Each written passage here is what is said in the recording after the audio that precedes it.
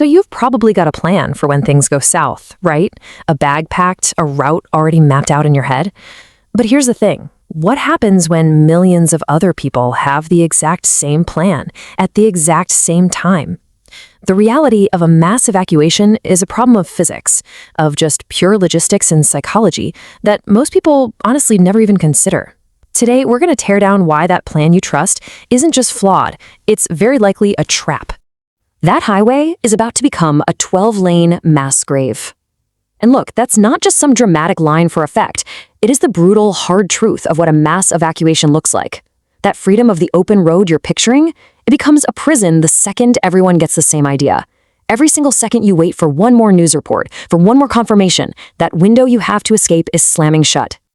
And that gets us to the single most important rule of this entire conversation. Geography is the ultimate prep. Seriously, before you buy another piece of gear, before you think about anything else, you have to understand the unchangeable, hard facts of your location. Your physical address and the roads around it will decide your fate far more than the brand of your survival knife. Everything else, it's just accessories. So let's dive into our first section here and really reframe how you're looking at your escape plan. Because for most people, it's not a safety net at all. In fact, it's the very trap that's going to get you stuck. You know, we think of our cars as these freedom machines, right? But in a real crisis, they become cages. All of a sudden, you're surrounded by thousands of other people in identical cages, all fighting for the same few inches of asphalt. That's not an escape. That is the world's most dangerous and most permanent parking lot. So, why is this gridlock pretty much a guarantee? Well, it really boils down to 3 core failure points that almost everybody overlooks. Let's break them down. All right, first up, it's just pure math. It's what we call egress mathematics. A single highway lane can handle, in perfect conditions, about 2,000 vehicles an hour. So if you've got a city of 1 million people all trying to get out using just 10 highway lanes, you're looking at a 50-hour traffic jam. The physics here, they're absolutely brutal. And listen, this isn't just theory. A full evacuation of Manhattan with its 1.6 million residents is estimated to take a minimum of 72 hours. That's 3 full days, and that's assuming everything goes perfectly. When Hurricane Rita hit Houston, the highways were gridlocked for nearly 24 hours straight. You just don't have that kind of time. The hard truth is, you've really only got what we call the golden hour, just 60 minutes. That's the estimated window from the moment a crisis becomes absolutely undeniable to the moment the exits become completely impassable. Every second you hesitate is a piece of that critical window you can never, ever get back. So why does pretty much everyone hesitate during that all-important golden hour? Well, that's our second failure point, the forewarning trap. Our own psychology, our own brains work against us.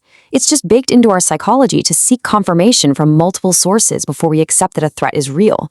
We check the news, we call a family member, we look outside, all while that clock is just ticking away. I mean, just look at this breakdown. Studies show that about 80% of people will spend most of that golden hour looking for confirmation, while only 20%, just 1 in 5, will actually act immediately. And by the time that 80% finally decides to get going, well, the roads are already gone. It's too late. Okay, that brings us to our third, and honestly maybe the most overlooked failure point. And it starts with a really simple question, but the answer, it reveals a huge vulnerability in almost every single evacuation plan out there. And there it is. Gas station pumps run on electricity. The moment the power goes out, which is, let's be honest, pretty common in a major crisis, all those thousands of gallons of fuel sitting just a few feet underneath your car become completely inaccessible. If you hit a 12-hour traffic jam, you're going to run out of gas just from idling, and at that point, your car is now just a 4,000-pound brick in the road. Now, right about now, some of you are probably thinking, hey, I'm good. I live out in the suburbs. We got to talk about that because that is a really dangerous way to think. Look, your suburb isn't a sanctuary. It's just a speed bump. When those main highways inevitably clog up, that massive wave of people evacuating the city has to go somewhere. They are going to flood the secondary roads, and they will flow right through your quiet neighborhood. You're not avoiding the problem, you're just the next obstacle in its path. Okay, so we've laid out all the problems, all the traps. Now let's talk about the solution. This is how you build a plan that can actually work. We're going to create something called a kinetic buffer. So here's the fix. It's got 3 parts. First, the half-tank rule. From now on, you never let your vehicle drop below 50% fuel, ever. That extra gas is your escape currency. Second, you need to establish your trigger point ahead of time. You need to decide right now what specific event will make you leave, no questions asked. A false alarm is infinitely better than being trapped. And third, plan your secondary routes. The highways, they belong to the unprepared. You need to use back roads. And this part? Look, this is non-negotiable. Your plan must work without a cell signal or GPS. In any major crisis, that digital infrastructure is going to be one of the first things to either fail completely or just get so overloaded it's useless. You need a physical paper map of those secondary routes, and you need to know how to read it cold. All right, so we've gone through a lot, but just knowing this stuff is useless without action. So let's move to the final section, your survival homework. Now it's time to make this real for you.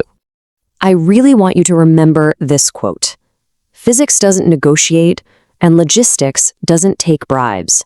You can't argue with traffic density. You can't wish your way through gridlock. These are the fundamental, unchangeable laws of your situation. You either design your plan around them, or you become another one of their victims. So here's what I want you to do. Tonight, I want you to literally walk to the end of your driveway and ask yourself this one very specific question. How many lanes of asphalt are standing between you and a low-density, safe zone? Count them up. Be brutally honest. Is it one major highway? Is it a couple of main streets that feed into it? That number, that is your single biggest vulnerability.